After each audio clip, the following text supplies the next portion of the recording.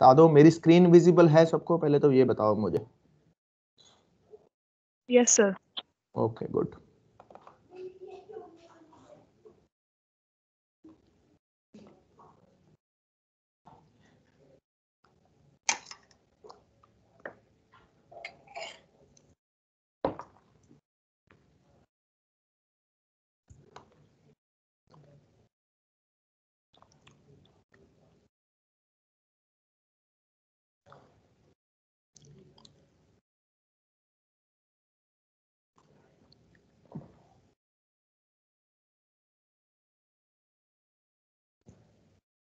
Okay so हमने last time जो पढ़ा था वो पॉलीमॉर्फिज्म के बारे में पढ़ा था। ठीक है, नॉर्मली ये टफ लगता है कॉन्सेप्ट। अब जो पॉलीमॉर्फिज्म है वो दो तरह की है। ठीक है जी, that is the compile time and second, ये मेरा पेन थोड़ा ठीक नहीं चल रहा आज। ठीक है जी, कंपाइल टाइम, ठीक है जी, and your run time polymorphism. ठीक है, कंपाइल टाइम को आप अर्ली बाइंडिंग भी बोल सकते हो। ठीक है जी, और आप स्टैटिक बाइंडिंग भी बोल सकते हो। ठीक है, रन टाइम को आप late binding and dynamic binding दोनों बोल सकते हो, कुछ भी बोल दो, doesn't matter, name doesn't matter, लेकिन आपको पता होना चाहिए दोनों में डिफरेंस क्या है। अगर मैं कंपाइल टाइम की बात कर रहा हूं तो दो चीजें हैं। ऑपरेटर ओवरलोडिंग जो हम पढ़ चुके हैं अच्छे से इन डेप्थ, हमने काफी एग्जांपल्स की थी इसकी। And then your function overloading, ठीक है, ये भी हम पढ़ चुके हैं फंक्शन ओवरलोडिंग। ठीक है, हमने कंस्ट्रक्टर को भी ओवरलोड किया था। तो ये जो एग्जांपल्स हैं, these are the example of the early binding, okay, और स्टैटिक बाइंडिंग, और you can say the compile time polymorphism. अब बात करते हैं रन टाइम पॉलीमॉर्फिज्म की। तो यहाँ पे जो अचीवमेंट है, ठीक है, यहाँ पे जो अचीवमेंट है वो कैसे हो सकती है, वर्चुअल फंक्शन के थ्रू हो सकती है। ठीक है, वर्चुअल फंक्शन, तो ये बेसिकली जो कॉन्सेप्ट है ये है फंक्शन ओवरराइडिंग का। ठीक है, ओवरराइडिंग का मतलब क्या है कि आप अपने फंक्शन को न्यू डेफिनेशन दे रहे हो। ठीक है, जैसे ये बेस क्लास के अंदर है, ये बेस क्लास के अंदर है, कहता है यहाँ पे जो गेयर शिफ्ट नाम का फंक्शन है, ठीक है, मान के चलो ये गेयर शिफ्ट नाम का फंक्शन है, ठीक है, वो मैनुअल है। ठीक है जी, मैनुअल है, लेकिन आप जब उसको इनहेरिट कर रहे हो इसके एडवांस वर्जन में तो ये ऑटोमेटिक है, लेकिन नाम फंक्शन का नाम सेम है। तो जब भी आपने फंक्शन ओवरराइडिंग की हम बात कर रहे हैं तो उसका मतलब हम ये कर रहे हैं कि we are providing the new definition to existing function.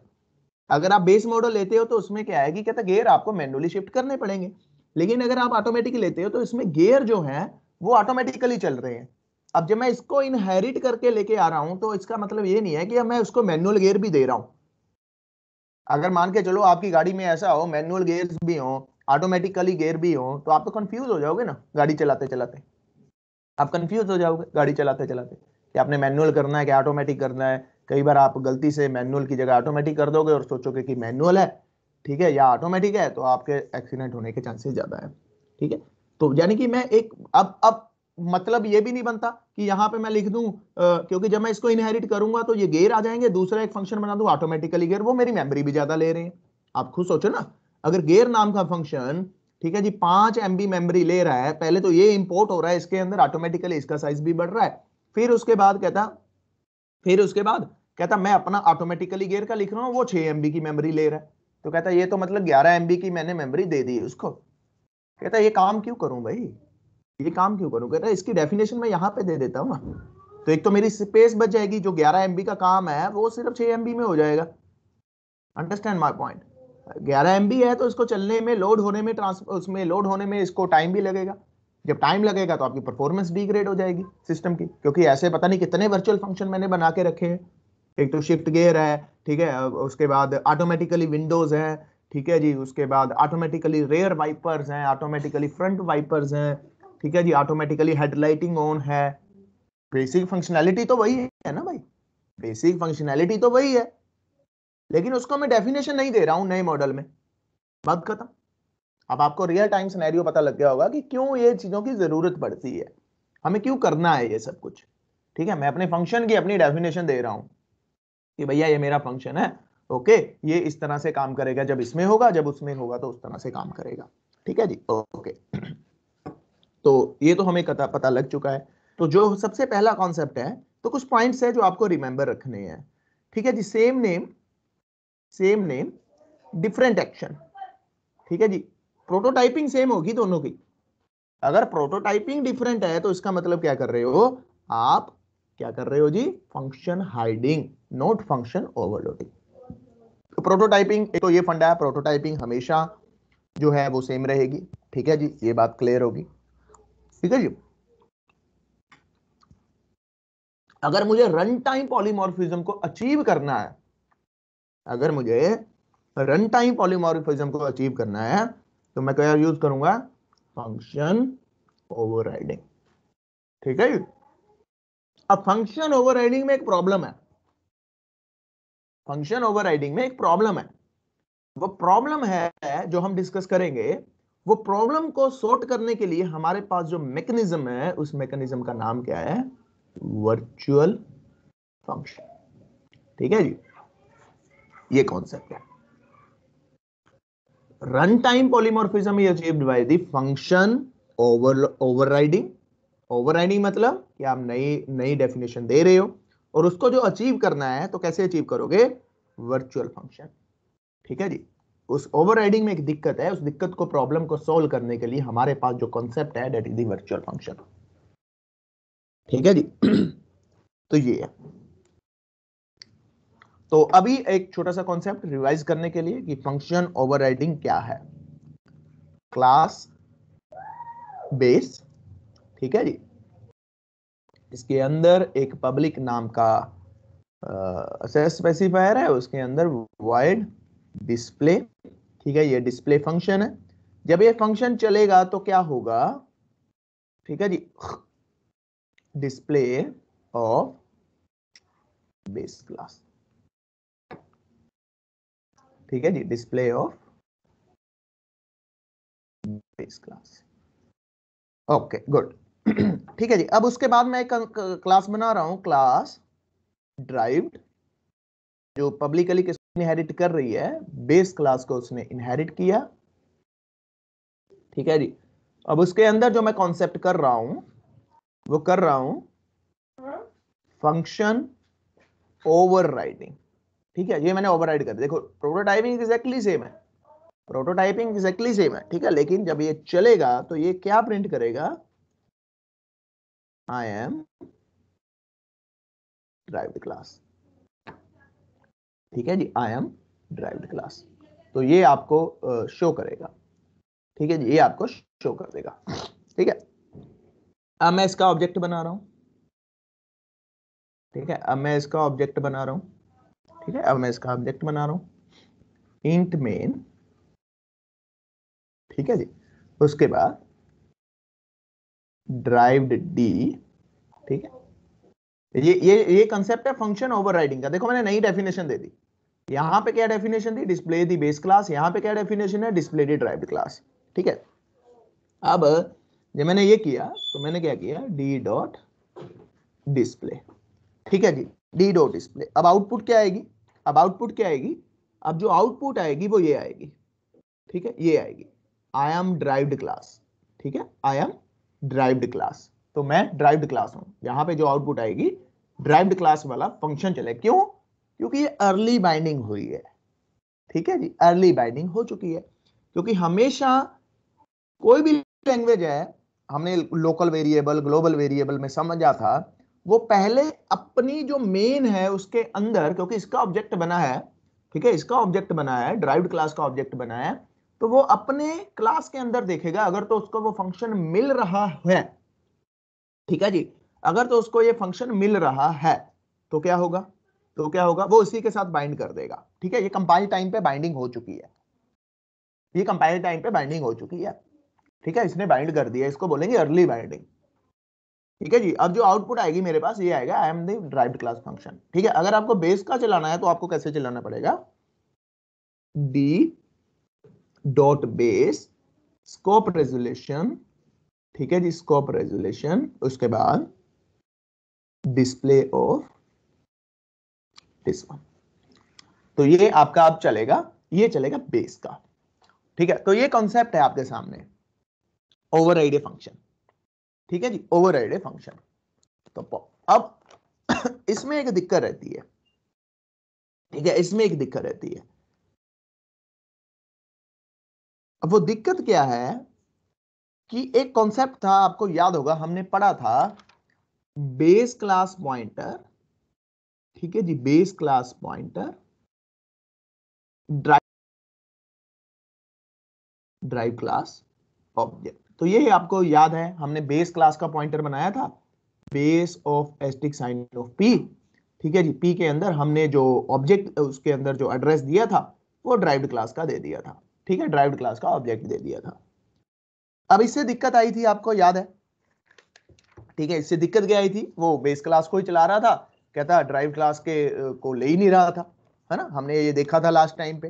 तो कहता ये प्रॉब्लम आ रही थी। अब जब ये प्रॉब्लम आ रही है तो कहता इस प्रॉब्लम करना है, रिजोल्व कैसे, क्या, ठीक है जी।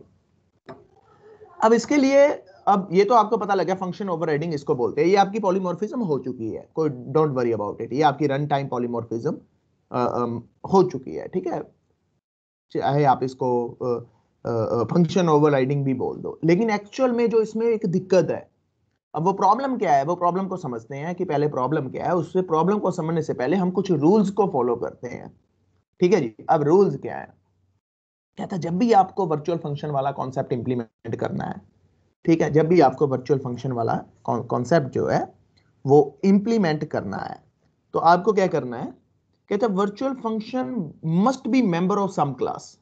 तो ये तो पहले तो ये फंडा है, मेंबर ऑफ सम क्लास ये होने ही चाहिए, ठीक है। दूसरा जो फंडा है, कहता है virtual function can not be static member, static member नहीं होने चाहिए। Don't don't forget about this point, क्योंकि ये हमने अभी स्टैटिक नहीं पढ़ा, ये हम आज या कल कवर कर देंगे, ठीक है जी। तीसरा पॉइंट जो इंपॉर्टेंट है, ठीक है जी, ये है कि they should be assessed through object pointer, ठीक है, ये इंपॉर्टेंट है, ये सबसे इंपॉर्टेंट है, क्योंकि ये होना चाहिए तभी हो पाएगा, ठीक है, ये होना चाहिए तभी हो पाएगा। एक तो मेंबर ऑफ सम क्लास, ये हमें पता है कि मेंबर ऑफ सम क्लास का क्या मतलब है, नॉर्मल पॉइंट है, ठीक है जी। फ्रेंड फंक्शन नहीं होना चाहिए, ऑब्वियस है, ठीक है। उसके बाद कहता स्टैटिक नहीं होना चाहिए, स्टैटिक अभी don't don't forget about static, हमें स्टैटिक पता ही नहीं है अभी क्या है, तो हमें टेंशन लेने की ज्यादा जरूरत नहीं है। लेकिन ये इंपॉर्टेंट है, the they are assessed through the object pointer, yes, ये object pointer, this one is the important one, ये इंपॉर्टेंट है, ये पॉइंट इंपॉर्टेंट है, क्योंकि इसी की बदौलत हमें करना है, ठीक है। अगर मैं कंपाइल टाइम पॉलीमॉर्फिज्म की बात करूं, ठीक है, या रन टाइम पॉलीमॉर्फिज्म की बात करूं, तो डिफरेंस क्या है, कहता है function invoked at the compile time. तो यहां पे जो फंक्शन इन्वोक होता है वो कंपाइल टाइम पे इन्वोक होता है, जैसे ही कंपाइल हुआ बाइंडिंग हो चुकी है, ठीक है ना, जैसे ही कंपाइल हुआ बाइंडिंग होगी। लेकिन रन टाइम में क्या है, कहता है ये जब मैपिंग होती है, ये जब बाइंडिंग होती है, ये कब होगी, जब रन होगा, जब चलेगा। दो चीजें हैं, मैंने आपको उस टाइम भी बताया था कि एक तो ये चीज है कि आपने पर्सन को फोन किया 10 बजे, ठीक है ना, वो 10 बजे चंडीगढ़ था, तो आप 10:15 बजे यही मान के चल रहे हो कि वो चंडीगढ़ है, 10:30 बजे भी यही मान के चल रहे हो कि वो चंडीगढ़ है, 11 बजे भी यही मान के चल रहे हो कि चंडीगढ़, कि आपकी एक बार हो चुकी थी। लेकिन दूसरे केस में क्या था, आपके पास रियल टाइम डेटा आ रहा है, अब 11 बजे वो अंबाला पहुंच चुका है, ठीक है ना, तो आपके पास अपडेटेड डेटा है कि भैया वो अंबाला है, ठीक है ना, वो अंबाला है। 10:15 बजे वो चंडीगढ़ से थोड़ा आगे निकल गया था, तो आपके पास इंफॉर्मेशन आ गई, नहीं जी वो जीरकपुर पहुंच चुका है। लेकिन यहाँ पे जो इंफॉर्मेशन है वो पुरानी, क्योंकि ये कंपाइल टाइम हो चुकी, वन टाइम बाउंडिंग हो चुकी, डेट सेट, ठीक है जी। तो ये कंपाइल टाइम जो पॉलीमॉर्फिज्म है, ये जब कंपाइल हुआ उसी टाइम पे उसने कर दी, जैसे पॉइंटर की रेफरेंस उसने देखी तो उसने उसी थ्रू उसकी बाइंडिंग करके खत्म कर दिया काम, ठीक है। लेकिन रन टाइम में, रन टाइम पे जब चलेगा तब होगा, ठीक है। तो ये चीज है, लेकिन कंपाइलर को पता कैसे लगेगा कि इसको रन टाइम पे करना है, कंपाइलर तो वही है, सिस्टम वही है, लेकिन उसको हमें बताना पड़ेगा। तो हम बताने के लिए क्या करेंगे, वर्चुअल कीवर्ड को यूज करेंगे अपने प्रोग्राम के अंदर, वर्चुअल कीवर्ड को अपने प्रोग्राम के अंदर हम क्या करेंगे, उसको यूज करेंगे, ठीक है। लग जाएगा नहीं भैया ये वर्चुअल फंक्शन है, इसको तो तब करना है जब इसको कंपाइल करेंगे, सॉरी जब इसको रन करेंगे। लेकिन अगर नॉर्मल है तो ठीक है भैया, इसको कंपाइल टाइम करके, या अर्ली बाइंडिंग या लेट बाइंडिंग भी आप बोल सकते हो, अर्ली बाइंडिंग कर दे या स्टैटिक बाइंडिंग कर दे, ठीक है, या कंपाइल टाइम कर दे, तो कुछ भी आप टर्मिनोलॉजी यूज कर सकते हो। तो नाउ आई थिंक नाउ आपको जो कॉन्सेप्ट है ये थोड़ा सा आइडिया हो गया होगा, क्योंकि ये इंपॉर्टेंट है, this one is the important one, क्योंकि ये जो स्टूडेंट्स हैं इनको हमेशा यहाँ पे डिफिकल्टी आई है कि ये कॉन्सेप्ट क्या है और चलता कैसे है, काम कैसे करता है। We will see the functionality as well later on, लेकिन पहले कॉन्सेप्ट को समझते हैं, उसको पकड़ते हैं। क्या जी? तो उसके बाद कहता जो आपका, अगर मैं कंपाइल टाइम की बात करूं तो फंक्शन ओवरलोडिंग, तो इसको ओवरलोडिंग बोल दो, ठीक है, फंक्शन ओवरलोडिंग। लेकिन जब रन टाइम की बात की जाती है तो इसको बोलते हैं फंक्शन ओवरराइडिंग।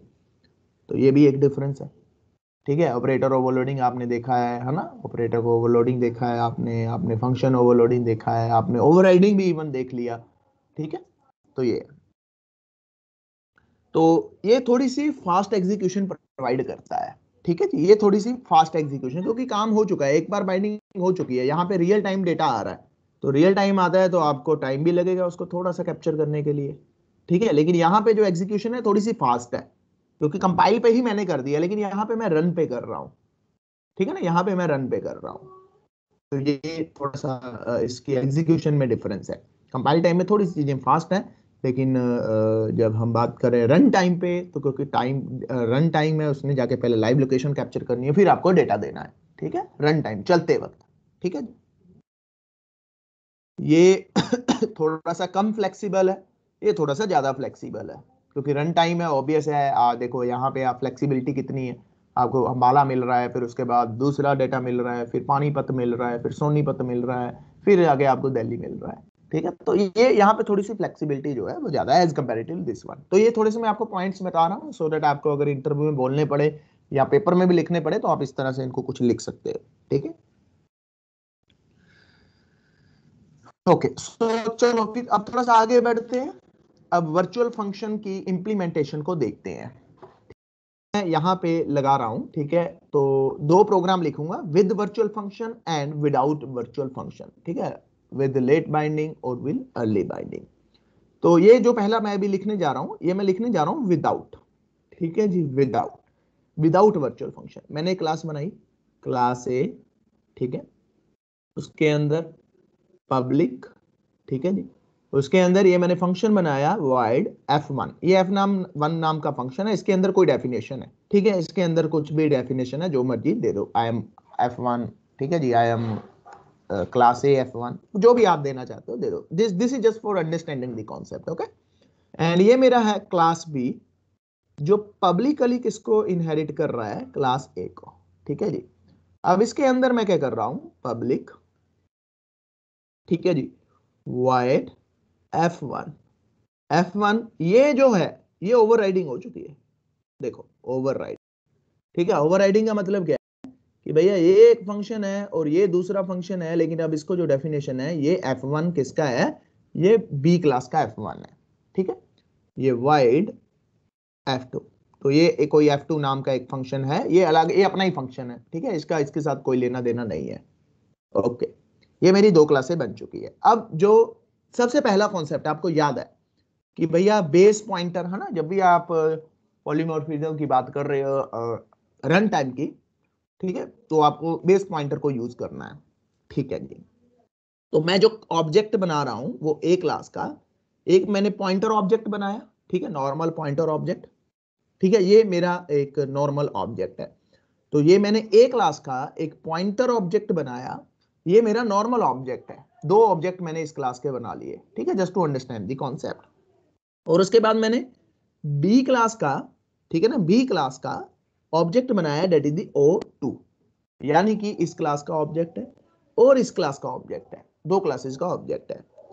अब मैंने पी के अंदर, ठीक है ना, पी के अंदर किसका दे दिया, m% ऑफ O2, यानी कि O2 क्लास का मैंने एड्रेस जो किसको दे दिया, पी को दे दिया, ठीक है जी, पी को दे दिया।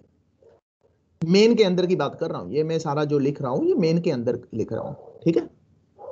अब हुआ क्या, अब यहां पे, ठीक है ना, यहां पे जब मैं P1 को कॉल करूंगा, यानी कि P ऑफ F1 को कॉल करूंगा, तो कौन सा फंक्शन चलना चाहिए, तो कौन सा फंक्शन चलना चाहिए, कहता नॉर्मली तो जो फंक्शन है वो तो यही चलना चाहिए ना, ये वाला चलना चाहिए, क्योंकि अकॉर्डिंग टू रूल तो यही बात बन रही है कि भैया जब मैं चला रहा हूं, ठीक है ना, ड्राइव्ड क्लास को चला रहा हूं, तो जो लेटेस्ट डेफिनेशन है वो मिलनी चाहिए। ठीक है, नॉर्मल अगर मैं काम करता, अगर मैं नॉर्मल काम करता, ठीक है ना, अगर मैं मान के चलो O2.F1 करता, ठीक है, तो किसका चलता, तो ये चलता। लेकिन यहां पे कौन चल रहा है, यहां पे ए क्लास वाला चल रहा है, यानी कि ये वाला, ये प्रॉब्लम है, ये प्रॉब्लम है वर्चुअल फंक्शन के अंदर। अब यहां पे जो असेस हो रहा है वो ए क्लास वाला हो रहा है, लेकिन जो रूल है वो तो ये कहता है ना कि आपको ये चलना चाहिए भैया, ये न्यू डेफिनेशन दी है, ये चलना चाहिए। अब देखो base class pointer, base class pointer, उसके अंदर जो एड्रेस दे दिया मैंने वो किसका दे दिया, ऑब्जेक्ट क्लास का एड्रेस दे दिया। अब अगर आप पॉइंटर की डेफिनेशन में जाओ तो अब पॉइंटर की डेफिनेशन को आप एक क्वेश्चन अराइज करोगे कि सर जब मैंने इंट टाइप का पॉइंटर बनाया था तो वो सिर्फ इंट ले रहा है ना, वो सिर्फ इंट ले सकता था, वो जिसका भी एड्रेस ले सकता है वो सिर्फ इंट ऑब्जेक्ट का एड्रेस ले सकता है और किसी का नहीं ले सकता सर। बिल्कुल ठीक है, लेकिन सर आपने यहां पे क्या किया कि बेस क्लास का पॉइंटर बना दिया, लेकिन वो जो एड्रेस ले रहा है वो ड्राइव क्लास, ये तो दोनों अलग है। ये क्या है, ये फिजिबिलिटी है, उसको तो यहीं पे एरर दे देनी चाहिए थी। हाँ ये फिजिबिलिटी है, लेकिन कब है, ये फिजिबिलिटी तब है, ये उसकी डिसेंडेंट क्लास है, यानी कि ये क्लास ये एक्वायर हो रही है, ये वाली क्लास ये एक्वायर हो रही है, इसके अंदर इनहेरिटेंस हो रही है। तो चाहे तो मैं इसको कर लूं चाहे तो मैं इसको कर लूं, कोई फर्क नहीं पड़ता। ठीक है ना, क्यों नहीं पड़ा, क्योंकि ये हायर हो रही है। अगर ये अलग होती फिर दिक्कत आ जाती, अगर ये इसको इनहेरिट ना करती होती तो मैं ये चीज लिखता तो फिर वो दिक्कत थी, क्योंकि मैं दे ही नहीं ना सकता। मैंने यहाँ पे जो पॉइंटर लिया है मैंने ये बोला है कि भैया मैं एक पॉइंटर डिसाइड कर रहा हूं जो ए क्लास के एड्रेस को ही ले सकता है, जो हमने स्ट्रक्चर में किया था। ठीक है, जो हमने स्ट्रक्चर में किया था। लेकिन यहां पे मैं जो कर रहा हूं, मैं कर सकता हूं, मैं बेस क्लास के पॉइंटर के अंदर ड्राइव्ड क्लास के एड्रेस को दे सकता हूं। क्यों दे पाया, क्योंकि मैं इनहेरिटेंस इंप्लीमेंट कर रहा हूं। जब मैं इनहेरिटेंस इंप्लीमेंट कर रहा हूं तो ये चीज मैं कर सकता हूं।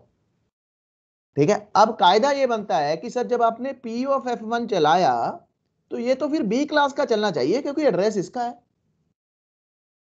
क्योंकि एड्रेस इसका है। ठीक है ना, तो ये बी क्लास का चलना चाहिए, लेकिन यहां पे जो चल रहा है क्या, तो F1 का चल रहा है। F1 किसका चल रहा है, ए क्लास का चल रहा है, लेकिन असूलन कहता है कि बी क्लास का चलना चाहिए, क्योंकि मैंने जो एड्रेस दिया है वो इस क्लास का दिया है। तो यहां पे जो कॉन्सेप्ट इंप्लीमेंट हुआ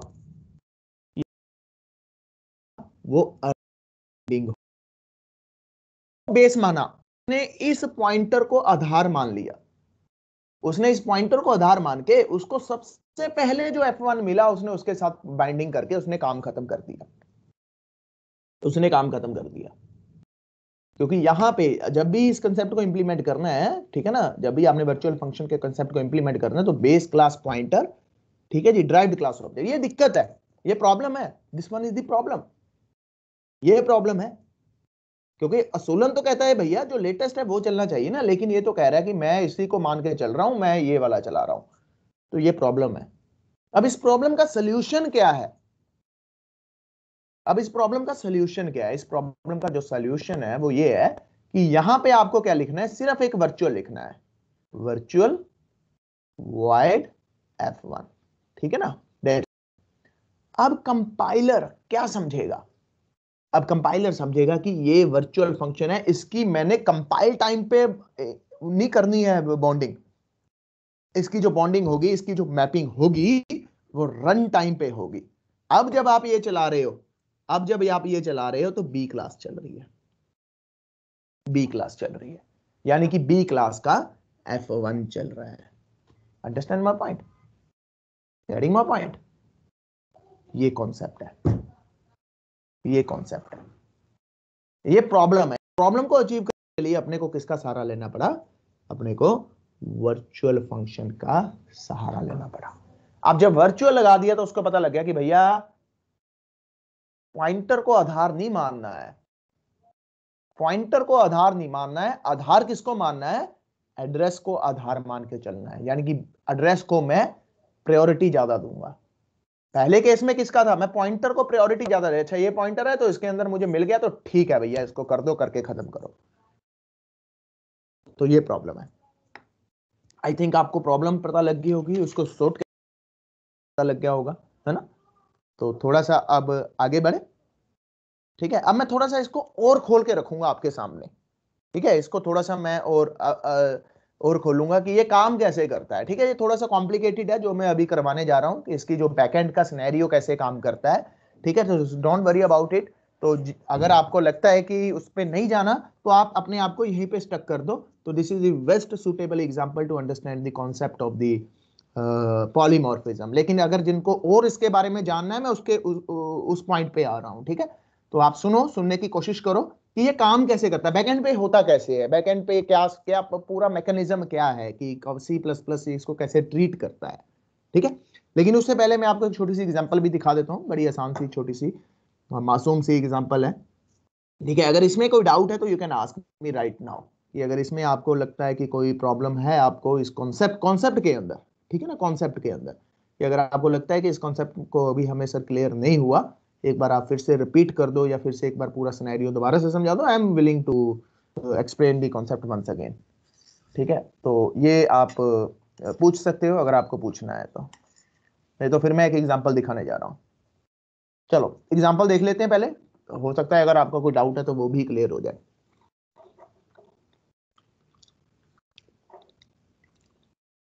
ठीक है, छोटी सी एग्जांपल बना रहा हूँ, बड़ी स्मूथ सी एग्जांपल बना रहा हूँ, उसके बाद थोड़ी सी बड़ी एग्जांपल पे भी आएंगे। ठीक है जी, ओके। तो मैंने एक वर्चुअल फंक्शन बनाया void print। ठीक है जी, बेस क्लास है, उसके अंदर मैंने बना दिया, तो उसके अंदर मैं लिख रहा हूं प्रिंट बेस क्लास। ठीक है, अब उसके बाद एक फंक्शन बना रहा हूं शो, ये नॉर्मल फंक्शन है। ठीक है, तो यहां पे मैं सी आउट लिख रहा हूं। ठीक है, सी आउट लिख के कर रहा हूं शो बेस क्लास। ठीक है, बेस क्लास, तो यहां पे इसको मैंने किया बंद। ठीक है, अब मैं यहां पे ड्राइव्ड क्लास बना रहा हूं। ठीक है जी, ड्राइव्ड, यहां पे बना रहा हूं पब्लिक बेस। ठीक है, पब्लिकली इसको इनहेरिट कर रही है, तो यहां पे पब्लिक है। ठीक है, यहां पे मैं एक फंक्शन बना रहा हूं void print नाम का एक फंक्शन बना रहा हूं। ठीक है, अब इस फंक्शन के अंदर क्या है, ये ओवरराइडिंग कर दी मैंने, है ना, प्रिंट ड्राइव्ड क्लास। ठीक है जी, चलो जी, अब इसके अंदर भी एक शो बना रहा हूं वाइड शो। ठीक है, तो C out of show of derived class. ठीक है, ये क्लास को मैं कर रहा हूं बंद। अच्छा, अब देखते हैं इसके अंदर क्या है। कहता है ये वर्चुअल फंक्शन है, तो ये लेट बाइंडिंग होगी।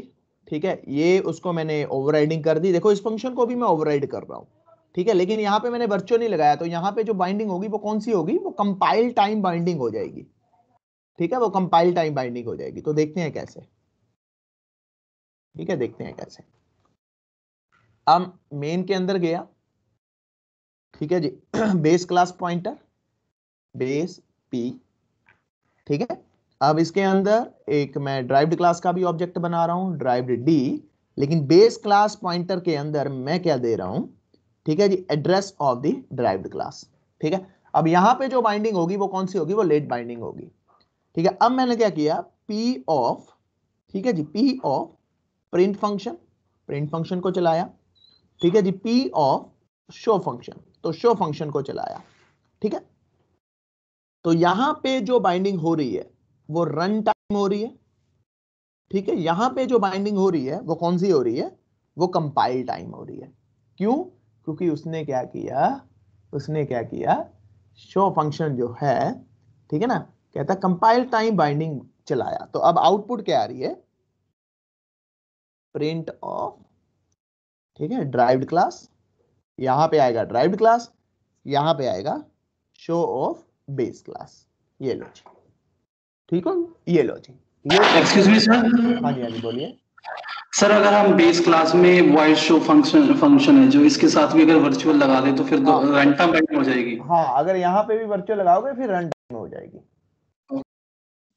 ठीक है, तो अभी देखो, अभी उसने किसको आधार मान लिया, पहले केस में उसने जो आधार माना था, क्या था, वो इसको आधार मान के चल रहा है ना। क्यों, क्योंकि यहाँ पे मैंने वर्चुअल लगा दिया, जब वर्चुअल लगा दिया तो वो कहता है भैया एड्रेस को आधार मान के चलना है, कि मेरी जो बाइंडिंग होगी वो बाद में होने वाली है, पहले नहीं होने वाली। मैं कंपाइलर को रोक रहा हूं, यानी कि कंपाइलर को मैंने रोक दिया कि भैया अभी बाइंडिंग मत करना, क्योंकि जब तू आगे बढ़ेगा तो तेरे को प्रिंट की एक नई डेफिनेशन मिलने वाली है, ठीक है। तो वो कहता है ठीक है मैं रुक जाता हूं भैया, क्योंकि तूने मुझे रोक दिया। रोका कैसे? With the help of this virtual. लेकिन यहां पे कुछ वर्चुअल नहीं था, वो कहता ठीक है जी यहाँ पे कुछ वर्चुअल नहीं है, तो ये एक्चुअल है, तो इसी के साथ बाइंड करके काम खत्म करो, चलो जी। उसने उसका काम खत्म कर दिया। तो ये दिक्कत है, ये प्रॉब्लम हुई है ना। लेकिन कायदे के अकॉर्डिंगली तो ये चलना चाहिए था वाइड शो, क्योंकि ये लेटेस्ट है, क्योंकि मैं एड्रेस दे रहा हूं। तो कहता है ये एक छोटी सी प्रॉब्लम है इस कॉन्सेप्ट में, तो इस प्रॉब्लम को जो हमने सोल्व किया तो with the help of function. अगर मैं यहां पे भी वर्चुअल लगा देता फिर वो ये चलता, ठीक है, फिर वो ये चलता। तो आई होप कि आप लोगों को ये सारा कॉन्सेप्ट जो है वो पूरा सिनेरियो जो है वो पूरा समझ आ चुका है कि ये काम कैसे होता है। लेकिन अभी हम देखते हैं कि ये टेक्निकली कैसे चीजें अचीव होती हैं। अगर आपको इस जो भी कॉन्सेप्ट मैं करवाने जा रहा हूं, अगर आपको उसमें डिफिकल्टी लगती है तो डोंट वरी अबाउट इट, लेकिन उसको सुन लो, समझ लो, कई बार जिंदगी में काम आ जाता है। लेकिन वो थोड़ा सा पेचीदा सा कॉन्सेप्ट है, हल्का सा, ठीक है, हल्का सा पेचीदा सा कॉन्सेप्ट है। लेकिन हाँ, अगर आपको लगता है कि ये कॉन्सेप्ट आपको क्लियर हो गया तो वेरी गुड, तो आपको वर्चुअल फंक्शन का कॉन्सेप्ट जो है वो क्लियर हो चुका है, ठीक है जी।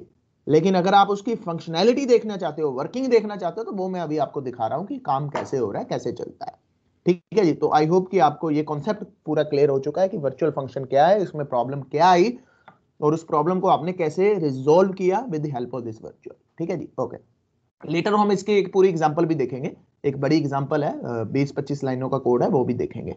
लेकिन उससे पहले हम देखते हैं कि इसका पूरा मैकेन पे कि पीछे कंपाइलर कैसे समझता है चीजों को, ठीक है। ओके, इस कॉन्सेप्ट को, तो ये मेरी क्लास ए है, ठीक है, ये मेरी क्लास ए है, ठीक है, ये कुछ नहीं है, ठीक है। यहाँ पे एक मेरा पब्लिक, तो वाइड F1 नाम का एक फंक्शन है, ठीक है जी। और एक ये वर्चुअल फंक्शन है वाइड F2 नाम का, ठीक है। और एक ऐसे ही वर्चुअल फंक्शन है वाइड F3 नाम का, ठीक है। और एक ऐसे ही वर्चुअल फंक्शन है, ठीक है, ये भी मेरा वर्चुअल ही है, ठीक है, ये भी मेरा वर्चुअल ही है। तो ये कंसेप्ट को समझते हैं, जरा एंजॉय करते हैं कि बैकएंड में क्या चल रहा है, ठीक है। ये भी मेरा वर्चुअल है, ठीक है, वाइड F4 नाम का, ठीक है। तो ये मेरी क्लास होगी बंद। क्लियर है जी कॉन्सेप्ट? तो ये मैंने एक क्लास बनाई, ठीक है, ये मैंने एक क्लास बनाई, उसके अंदर मैंने वर्चुअल फंक्शन बना दिए, ठीक है। ये मेरा F2, F3 और F4 जो है ये वर्चुअल फंक्शन, यानी कि इनकी लेट बाइंडिंग होने वाली है, ठीक है। अब एक क्लास बना रहा हूं, क्लास B, जो पब्लिकली को इनहेरिट कर रही है, जो पब्लिकली A को इनहेरिट कर रही है, ठीक है। अब इसके अंदर जो है वो पब्लिक है, ठीक है। अब इसके अंदर जो है वो है वाइड F1 है, ठीक है जी, वाइड F2 है, ठीक है जी। उसके अंदर जो वाइड है वो F4 है, जिसके अंदर हमने int ऑफ x लिखा हुआ है, ठीक है। ओके, तो ये हो गया आपका कॉन्सेप्ट डेटा हाइडिंग का। देखो इसकी प्रोटोटाइपिंग और इसकी प्रोटोटाइपिंग अलग है। ये एक वेरिएबल ले रहा है इंट टाइप का, ठीक है ना, ये एक वेरिएबल ले रहा है इंट टाइप का। लेकिन यहाँ पे जो प्रोटोटाइपिंग है वो प्रोटोटाइपिंग कुछ अलग से है, ठीक है। ये कोई भी वेरिएबल नहीं ले रहा, ये याद रखना अपने माइंड के अंदर, ठीक है, ये कोई भी वेरिएबल नहीं ले रहा। ओके, सो ये मेरी दो क्लासेस हैं, इसके अंदर ये वर्चुअल फंक्शन है, ठीक है। मैं कलर के साथ थोड़ा सा इनको हाईलाइट कर देता हूं अलग से। तो ये मेरा एक वर्चुअल, थोड़ा डार्क कलर ले लेते हैं। तो ये मेरा एक वर्चुअल फंक्शन है, एक मेरा ये वर्चुअल फंक्शन है, एक मेरा, यानी कि इनकी जो बाइंडिंग होने वाली है नीचे वो कौन सी होने वाली है। अगर मैं F2 की बात कर रहा हूं या उसके बाद F3 की बात भी करूं तो लेट बाइंडिंग होने वाली है, तो ये समझते हैं, ठीक है। तो ये मेरी दो क्लासेस हुई, ठीक है। अब जब इसको कंपाइलर चलाता है, ठीक है जी, कंपाइलर जब इसको कंपाइल करता है तो जिस क्लास के अंदर, keep this point into mind, जिस क्लास के अंदर वर्चुअल होगा, ठीक है ना, जिस क्लास के अंदर वर्चुअल फंक्शन होगा वहां पे कंपाइलर ऑटोमेटिकली एक पॉइंटर बनाएगा, पॉइंटर वेरिएबल, ठीक है जी, ऑटोमेटिकली बनाएगा। आप ये बैकएंड की बात कर रहा हूं, ठीक है, एक पॉइंटर वेरिएबल बना देगा, फॉर एग्जांपल VPTR, ऑटोमेटिकली बनाएगा, आपको नहीं कुछ करना, ये कंपाइलर का काम है। ये कंपाइलर ऑटोमेटिकली एक VPTR नाम का पॉइंटर वेरिएबल बना लेगा, ठीक है, ये automatically it will be declare automatically. और ये कंटेन क्या करेगा, ये एक एड्रेस टेबल को कंटेन करेगा, ठीक है, एड्रेस टेबल को। अब वो क्या है, वो क्या है वो भी समझ लेते हैं। अब जब जिस क्लास के अंदर वर्चुअल फंक्शन होगा, दो चीजें वहां पे बनेंगी, एक तो ये VPTR बनेगा, ठीक है, एक तो ये VPTR बनेगा, और उसके बाद दूसरा बनेगा एक स्टैटिक एरे, ऑटोमेटिकली बनेगा, आपको कुछ नहीं करना, आपको कुछ नहीं करना, ठीक है, ये स्टैटिक एरे, ये स्टैटिक एरे बनेगा। बैकएंड की बात कर रहा हूं समझाने के लिए कि कैसे चलता है, ठीक है, ये स्टैटिक एरे बन जाएगा। अंडरस्टैंड माय पॉइंट, ये ऑटोमेटिकली बनेगा, आपको नहीं बनाना है, आपको इसको उसके बारे में सोचना नहीं है, लेकिन हाँ ये वर्किंग मैकेनिज्म है उसका कि ये काम कैसे करते हैं वर्चुअल फंक्शन। VPTR बना और साथ में एक आपका स्टैटिक एरे बना, ठीक है, स्टैटिक एरे बना। अब जो ये एरे है ये कंटेन क्या करेगा, अब ये एरे है ये कंटेन क्या करेगा, कहता है ये फंक्शंस का एड्रेस कंटेन करेगा, फंक्शंस का एड्रेस, कौन से फंक्शंस का, कौन से फंक्शन का, वर्चुअल फंक्शंस का एड्रेस कंटेन करेगा। क्योंकि जब वर्चुअल फंक्शन चलता है तो ऑब्वियस है उसको कहीं ना कहीं मेमोरी मिलने वाली है, एड्रेस एड्रेस मिलने वाला है, तो वो एड्रेस कौन कंटेन करेगा, ये स्टैटिक एरे, ये ऑटोमेटिकली बनेगा, आपको कुछ नहीं करना, ठीक है। इसको हम बोलते हैं V टेबल, वर्चुअल टेबल। और जो इसकी डिसेंडेंट क्लास होगी, यानी कि जो इसको इनहेरिट कर रही होगी, वहां पे भी ये VTR बनेगा। अंडरस्टैंड माय पॉइंट, दोनों के अंदर VTR बनेगा, V टेबल 1 बना, यहां पे V टेबल 2 बना, ठीक है, जैसे अंडरस्टैंड, ये दोनों में बनेगा, लेकिन VPTR सिर्फ उसी में बनेगा जिसके अंदर वर्चुअल फंक्शन होगा, ठीक है, यानी कि वो यहां पे नहीं बनेगा, लेकिन वो यहां पे असेसिबल होगा, वो यहां पे बनेगा नहीं, वो यहां पे असेसिबल होगा, क्योंकि ये इसको इनहेरिट कर रहा है, लेकिन यहां पे जो टेबल है वो अलग बनेगा, दोनों का टेबल बनेगा। ये पॉइंट आपने अपने माइंड में रखना है कि जब भी हम चलाते हैं तो बैकएंड पे कुछ ऐसा होता है। तो ये क्या कंटेन करेगा, ये जो स्टैटिक एरे है ये वर्चुअल फंक्शंस का एड्रेस कंटेन करेगा, ये भी वर्चुअल फंक्शन का एड्रेस कंटेन करेगा, ठीक है, अंडरस्टैंड माय पॉइंट। यहां तक तो आई होप आपको क्लियर हो गया होगा कॉन्सेप्ट कि ये है क्या और चल कैसे रहा है। जब भी हम इसको कंपाइल करेंगे तो ये ऑटोमेटिकली दो चीजें बनने वाली है, ठीक है। ये किसके अंदर, अगर तो डिसेंडेंट क्लास है यानी कि उसको इनहेरिट कर रही है तो वहां पे अलग बनेगा और ऊपर अलग बनेगा, लेकिन VPTR सिर्फ उसी में बनेगा जिसके अंदर क्या होगा, आपकी वर्चुअल फंक्शन होगा, ठीक है जी। तो आई थिंक ये कॉन्सेप्ट आपको यहां तक तो क्लियर हो गया होगा। ओके सो अब थोड़ा सा आगे चलते हैं, अब थोड़ा सा आगे चलते हैं, ठीक है। तो ये V टेबल के अंदर क्या होगा, V टेबल के अंदर क्या होगा, F2 का एड्रेस, ठीक है जी, F2 का एड्रेस, ठीक है जी, F3 का एड्रेस, ठीक है जी, F4 का एड्रेस, ठीक है, ये यहां पे आया। तो इसके अंदर क्या होगा, ठीक है। अब देखो, अब अगर मैं बात करूं, अगर मैं बात करूं कि इस क्लास ने इस क्लास को इनहेरिट किया है, जब ये क्लास, ठीक है, ये क्लास ने इस क्लास को इनहेरिट किया है तो इसके अंदर भी ऑटोमेटिकली ये वर्चुअल फंक्शन आए हैं, इसके अंदर भी ऑटोमेटिकली, क्योंकि इनहेरिटेंस हो रही है, जब इनहेरिटेंस हो रही है तो ऑब्वियस यहां पे जो है वो यहां पे भी है, यहां पे भी इनहेरिट होके बैठे हैं, यही है ना, यहां पे भी F1 देखो, यहां पे F1 है, ठीक है, यहां पे F2 है, F3 F4 है, तो ये सारा का सारा यहां पे भी है, क्योंकि इनहेरिटेंस हो रही है। इनहेरिट का मतलब यही है कि इसकी प्रॉपर्टीज जो है इसके अंदर इनहेरिट कर दे, तो यहाँ पे सारे के सारा इनहेरिट हुआ, तो ऑब्वियस है वर्चुअल फंक्शन भी इनहेरिट हुए हैं।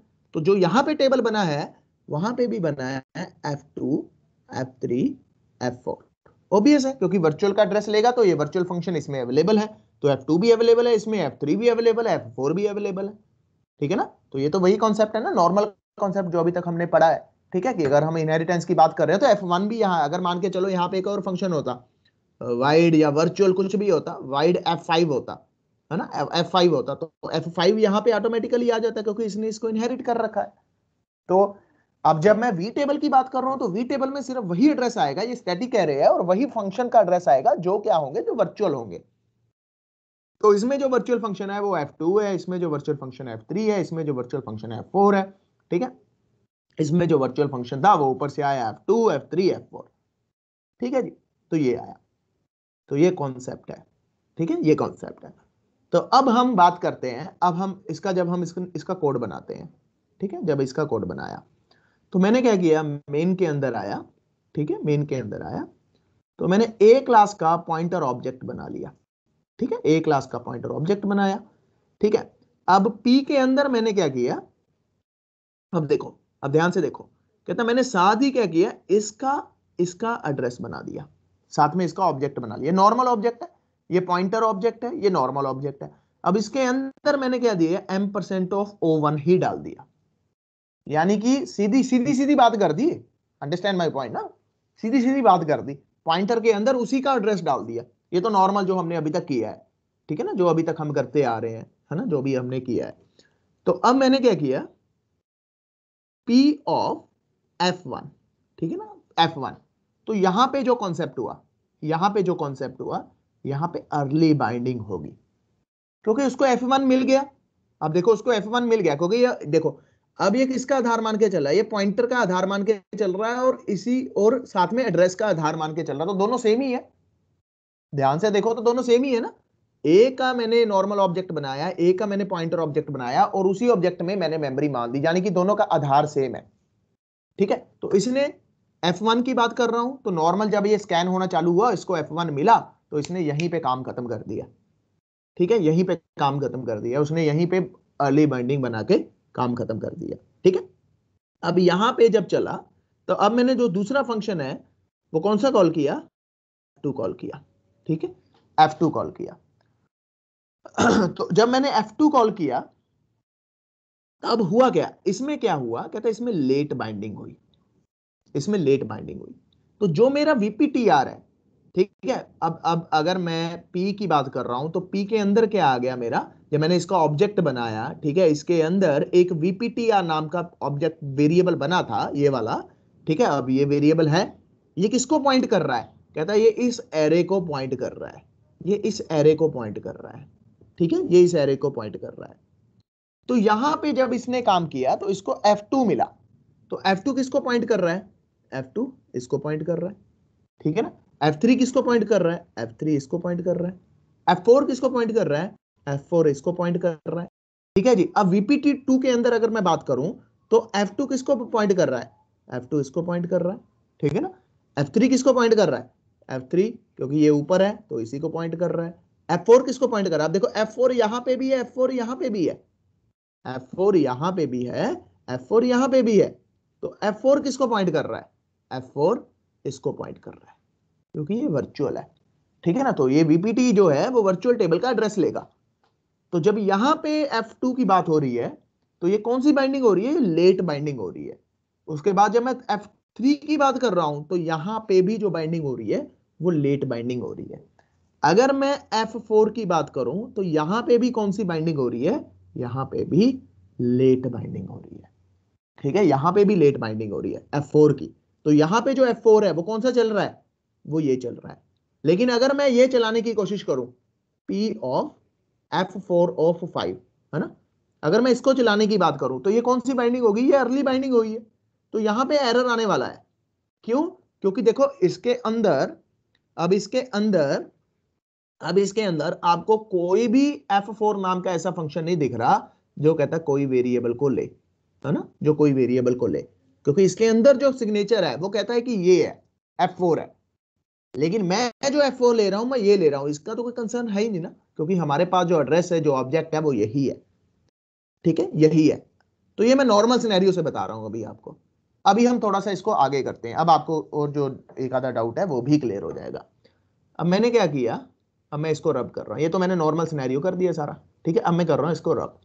अब मैंने जो कॉन्सेप्ट है वो इंप्लीमेंट, वर्चुअल फंक्शन, तो बी ने O2 डाल दिया। ठीक है, बी के अंदर मैंने O2 यानी बी का एक ऑब्जेक्ट बनाया, दैट इज द O2 इस क्लास का।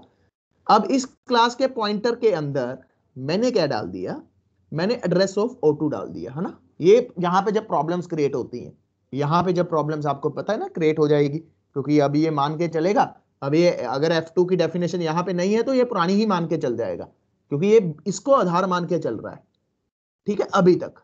लेकिन जब उसको पता लगेगा कि वर्चुअल फंक्शन है, फिर वो इसको आधार मानेगा, ठीक है। अब समझते हैं। अब मैंने जब किया P ऑफ F1, ठीक है ना, P ऑफ F1, तो यहां पे क्या हुआ, यहां पे क्या हुआ, देखो F1 इसके अंदर नहीं है ना, F1, ठीक है ना, F1 इसके अंदर, सॉरी आपका F, अब F यहां पे है, F1 यहां पे भी है, तो ये किसको आधार मानेगा, तो ये किसको आधार मानेगा, तो ये कहता सबसे पहले इसको इसके अंदर मिल गया, तो यहां पे मैंने वर्चुअल नहीं लगाया था, ठीक है, हालांकि जो रूल कहता है वो ये होना चाहिए, यहां पे मैंने वर्चुअल नहीं लगाया था, तो इसने चुप करके बाउंडिंग इसके साथ सेट कर दी, ठीक है ना, इसने कुछ नहीं देखा, इसने बॉन्डिंग है जो वो यहां पे सेट कर दी, क्योंकि बेस क्लास पॉइंटर है, एड्रेस क्लास ऑब्जेक्ट है, तो ये प्रॉब्लम है ना, ये प्रॉब्लम है। तो ये कौन सी बॉन्डिंग हुई, ये अर्ली बॉन्डिंग हुई, तो कौन सी क्लास का चलेगा, F1 चल जाएगा। हालांकि F1 की डेफिनेशन यहां पे है, लेकिन वो अर्ली बाइंडिंग कर रहा है, क्योंकि वर्चुअल नहीं लगाया, तो वर्चुअल नहीं लगाया तो उसने अर्ली बाइंडिंग कर ली, उसको मिल गया, उसने यहां पे सेटिंग कर दी, ठीक है ना, उसने यहां पे सेटिंग कर दी।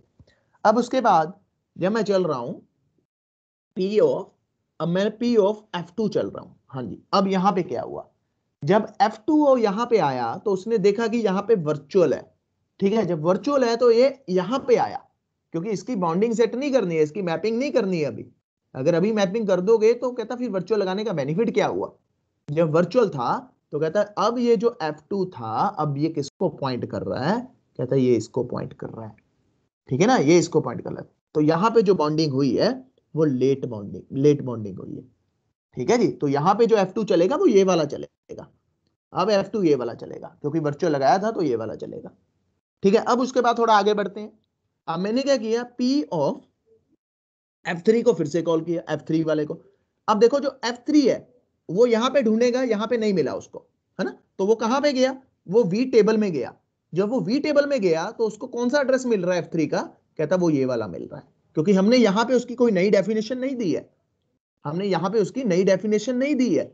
अगर मैं यहां पे नई डेफिनेशन देता तो F3 यहां पे पॉइंट कर रहा होता, लेकिन मैंने कोई नई डेफिनेशन दी नहीं मैंने, लेकिन उसको बनाया वर्चुअल है, तो वो V टेबल में गया, उसने V टेबल में जाके देखा कि भैया तेरे पास एड्रेस कौन सा है, कहता मेरे पास जो एड्रेस है वो यही वाला है, तो यही वाला चलेगा। अगर मैं यहां पे ऐसे कर देता वाइड F3, है ना, तो यहां पे कुछ नई डेफिनेशन देता तो ये एड्रेस फिर इसको पॉइंट करता, क्योंकि ये मैंने ओवरराइडिंग कर दी, यहां पे नई डेफिनेशन देती, लेकिन मैंने यहां पे नहीं दी, तो कहता है ये क्लास के अंदर ही चलेगा, बेस क्लास के अंदर ही चलेगा, ठीक है। अगर मैंने यहां पे डेफिनेशन दी होती तो ये यहां पे पॉइंट कर रहा होता, तो ये F3 ये वाला चलता है, क्योंकि ये लेट बाइंडिंग का कॉन्सेप्ट है, क्योंकि मैंने यहां पे वर्चुअल लगा रखा है, ठीक है। सेम चीज P ऑफ, ठीक है जी, P ऑफ आपका P ऑफ F4, है ना, F4। तो अब जब मैं F4 चला रहा हूं, ठीक है, अब जब मैं F4 चला रहा हूं तो F4 कौन सा चलेगा, कहता F4 ये वाला चलेगा, ये वाला चलेगा। क्यों, क्योंकि देखो ये F4 है, आप यहां पे आए, आपने देखा ओके F4 ये वाला है, तो आप यहां पे गए और आपने ये वाला एड्रेस उसको मिल गया और ये चल गया, क्योंकि यहां पे जो F4 है, यहां पे F4 उसका सिग्नेचर डिफरेंस है, अगर सिग्नेचर सेम होता फिर ये वाला चलता, सिग्नेचर सेम चाहिए, जब भी आपने फंक्शन ओवरराइडिंग करनी है तो याद रखना कि सिग्नेचर सेम होना चाहिए, ये रूल है, ये सिग्नेचर बिल्कुल सेम होना चाहिए। वो V टेबल में गया, उसको V टेबल में एड्रेस इसका मिला, इसने वहां पे चला दिया, क्योंकि ये अलग फंक्शन है, ये अलग फंक्शन है, ये ऐसा फंक्शन है, ठीक है, जो पैरामीटर ले रहा है, लेकिन ये ऐसा फंक्शन है जो पैरामीटर नहीं ले रहा, ठीक है। अब अगर मैं यहां पे F4 ऑफ 5 पास करूंगा तो यहां पे क्या होने वाली है, ये अर्ली बाइंडिंग होने वाली है, ठीक है ना, पे इसको ढूंढ रहा है, ये नाम का तो वो कहेगा कुछ है ही नहीं मेरे पास, ठीक है ना, ये नाम का कुछ है ही नहीं, तो यहां पे वो एरर फेंक देगा, ठीक है। तो आप इस पॉइंट को चाहे स्किप कर दो। तो जस्ट अंडरस्टैंड दिस कॉन्सेप्ट कि वो V टेबल में देखेगा, अब V टेबल में जिसका एड्रेस होगा, क्योंकि यहां पे आपने नई डेफिनेशन दे दी थी, तो यहां पे जो F2 है वो यहां पे पॉइंट कर रहा है, लेकिन यहां पे जो नई डेफिनेशन है वो यहां पे पॉइंट कर रहा है, ठीक है ना, तो वो यहां पे पॉइंट कर रहा है, तो वो यहां से उसका एड्रेस उठाएगा। अगर आप ये डायग्राम देखो तो आपको पूरी फुल फ्लैश क्लैरिटी हो रही है। जब तो आप ऑब्जेक्ट ये बना रहे हो, इस क्लास का बना रहे हो, तो वी टेबल कौन सा एग्जीक्यूट हो रहा है, तो वी टेबल ये वाला एग्जीक्यूट हो रहा है। लेकिन जब आप इस क्लास का ऑब्जेक्ट बना रहे हो तो वी टेबल कौन सा फॉलो हो रहा है, वी टेबल ये वाला फॉलो हो रहा है। अब इसके अंदर जिसका एड्रेस होगा वो उसी के ऊपर हिट मारेगा, क्योंकि यहाँ पे F2 की डेफिनेशन नहीं है तो वो इसको लेके चलेगा। यहाँ पे F3 की डेफिनेशन पुरानी है क्योंकि हमने कोई डेफिनेशन नहीं दी, अगर मैंने दी होती तो फिर वो एक को पॉइंट करता। ठीक है जी, तो ये पूरा उसका वर्किंग मैकेनिज्म है कि कैसे ये आपका जो वर्चुअल फंक्शन है ये मेमोरी में और आपका कंपाइलर उसको कैसे चलाता है। VPTR एक पॉइंटर है जो पॉइंट कर रहा होगा, ठीक है, जो पॉइंट कर रहा होगा जिस क्लास का भी आपने ऑब्जेक्ट बनाया। अगर आपने इस क्लास का ऑब्जेक्ट बनाया तो इसको पॉइंट कर रहा होगा, अगर आपने इस बेस क्लास का ऑब्जेक्ट बनाया तो वो इसको इस स्टैटिक एरे को वो क्या करेगा, वो पॉइंट करेगा, क्योंकि ये स्टैटिक एरे है। ठीक है, स्टैटिक एरे है, दोनों के लिए सेम मेमोरी वाला है, तो दोनों के लिए सेम है, लेकिन डेफिनेशंस उसके एड्रेसेस जो हैं वो चेंज हो चुके हैं। अगर मैं बात करूं इसके मैथमेटिक्स की, इसके वर्किंग मैकेनिज्म की, ठीक है। अगर आपको ये थोड़ा सा टफ लगा होगा तो डोंट वरी अबाउट इट, आप जो पिछली एग्जांपल है वहां तक स्टक कर जाओ तो आपको कॉन्सेप्ट जो है वो पूरा क्लियर हो जाएगा। ठीक है, ये मैंने आपको बता दिया कि ये एक्चुअल में काम कैसे हो रहा है, कि बैकएंड पे सिनेरियो काम कैसे, वर्चुअल फंक्शन काम कैसे करते हैं, the working of the virtual function. ठीक है, ये शायद आपको बुक में भी ना मिले। ठीक है, तो नेट पे आप जब सर्च मारोगे तो माइट भी ये आपको मिल सकता है। ठीक है जी, क्लियर है। इसमें अगर आपको कोई डाउट है तो आप मेरे से एक बार पूछ लो, ठीक है, फिर मैं आपको इसकी एक लाइव एग्जांपल भी करा के दिखा देता हूँ। हाँ जी, किसी को डाउट है इसमें? हाँ जी, पूछिए। सर एक मिनट दोबारा वो करना सर, हाँ कोड जी, पे। हाँ आ जाओ। हाँ जी सर जब हमने पॉइंटर को मतलब असाइन कर दिया एड्रेस ऑफ सेकंड ऑब्जेक्ट का, तो जब हम कॉल कर रहे हैं पॉइंटर ऑफ F1, तो सर सबसे पहले वो किस क्लास में जाएगा, क्लास E में इसमें जाएगा और क्लास इसमें E में इसमें करेगा ना, इसमें करेगा, क्योंकि वो उसके जस्ट ऊपर ही हमने जब आपने, हाँ, जब आपने वर्चुअल फंक्शन नहीं लिखा ना, जब आपने वर्चुअल फंक्शन नहीं लिखा तो जहां पे वर्चुअल फंक्शन नहीं है वो किसको आधार मान के चल रहा है, वो यहाँ पे पॉइंटर को आधार मान के चल रहा है। तो यहाँ पे वो पॉइंटर को आधार मान के चल रहा है कि भैया जो प्रिविलेजेस हैं वो पॉइंटर की ज्यादा हैं, तो यानी कि जिस क्लास का पॉइंटर है अगर उस क्लास में वो फंक्शन मुझे मिल जाता है तो मेरे को उसको बाइंड कर देना है। ठीक है ना, क्योंकि ये देखो ना, यहाँ पे दो चीजें हैं। अब यहाँ पे तो मैंने वर्चुअल लिख दिया, जब मैंने वर्चुअल लिख दिया तो मैं उसको कंपाइलर को रोक रहा हूं कि भैया तू अभी बाइंडिंग मत करना, अभी बाइंडिंग मत करना, कि हो सकता है कि इसकी डेफिनेशन तेरे को नई डेफिनेशन नीचे आके मिल जाए। ठीक है, नई डेफिनेशन तेरे को नीचे आके मिल जाए। लेकिन यहां पे मैंने उसको बोल दिया कि भैया ये एक फंक्शन है, ये लेट अर्ली बाइंडिंग वाला कॉन्सेप्ट है, ये कंपाइल टाइम वाला कॉन्सेप्ट है, कि अगर तेरे को मिल जाता है, ठीक है, तेरे पॉइंटर के अंदर तेरे को मिल जाता है तो तू कर देना भाई। ठीक है, तू कर देना, तो इसके साथ बाइंड कर दियो। लेकिन अगर मैं यहां पे भी वर्चुअल लगा देता तो फिर वो यहां पे आ जाता। ठीक है, तो यहां पे वो उसको पॉइंट कर रहा होता। लेकिन ये नॉर्मल है, इसने इसको आधार मान के इसको आधार मान के वो चल रहा है। क्योंकि ये देखो ना, अगर यहां पे देखो, अगर इसके मेन में आके देखो तो क्या है, कहता है ये दो चीजें हैं, यानी कि आपके पास दो चीजें हैं। आपके पास एक तो बेस क्लास का पॉइंटर है, ठीक है ना, एक एड्रेस, और जो उस पॉइंटर किसको रेफर कर रहा है, वो एड्रेस को रेफर कर रहा है, किसके, ड्राइव्ड क्लास के। अब ये कॉन्सेप्ट थोड़ा सा अटपटा कर दिया ना मैंने, घुमा दिया, क्योंकि ये दिक्कत है, ये प्रॉब्लम है। अब कहता है इसमें दो चीजों के साथ वो डील करने वाला है, एक तो बेस पॉइंटर को आधार मानने वाला है, और कहता है एक उसको उसके जो उसके अंदर एड्रेस है उसको आधार मान के चलेगा। लेकिन एड्रेस को आधार मान के कब चलेगा, कहता जब फंक्शन के आगे वर्चुअल होगा। लेकिन बेस को आधार मान के कब चलेगा, कहता जब नॉर्मल फंक्शन होगा उसके आगे कुछ भी नहीं होगा। ठीक है, उसके आगे कुछ भी नहीं होगा। समझ आई ना बात? तो सिंपली बोल सकते हैं लाइक जब पॉइंटर को हम प्रायोरिटी तब देंगे सर जब वर्चुअल नहीं होगा, और सर एड्रेस को प्रायोरिटी तब देंगे जब वर्चुअल होगा सर। हाँ, जब वर्चुअल किसको प्रायोरिटी देंगे, हम एड्रेस को प्रायोरिटी देंगे। लेकिन जब वर्चुअल नहीं है तो हम किसको प्रायोरिटी दे रहे हैं, जो उसका फंक्शन है हम उसी को प्रायोरिटी दे रहे हैं। तो ये प्रॉब्लम है। लेकिन अगर कानूनी देखा जाए, अगर रूल्स के अकॉर्डिंग देखा जाए, फंक्शन ओवरराइडिंग की एग्जांपल देखी जाए, तो वो उसको इसको मानना चाहिए था। वो इसको मानना चाहिए था कि भैया F1 की नई डेफिनेशन है तो मैं इसी के साथ चलूंगा। लेकिन वो तो इसको मान के नहीं चल रहा, वो तो इसको मान के चल रहा है, क्योंकि यहाँ पे जो आधार है वो पॉइंटर है, क्योंकि ये हमने ये चीज कर दी, हमने थोड़ा घुमा के कर दिया। अगर नॉर्मल बात होती फिर तो दिक्कतें कोई नहीं थी, फिर तो दिक्कतें कोई नहीं थी। अगर मैं करता O2.F1 फिर तो कोई प्रॉब्लम नहीं थी ना, फिर तो वो सीधा इसी को मान के चलता। लेकिन हमने यहाँ पे थोड़ा सा घुमा दिया, हम पी के थ्रू उसको प्रोसेसिंग कर रहे हैं। ठीक है जी, आई होप कि आपको ये कॉन्सेप्ट क्लियर होगा। हाँ जी, हाँ जी, हाँ जी, पूछिए। सर अगर हम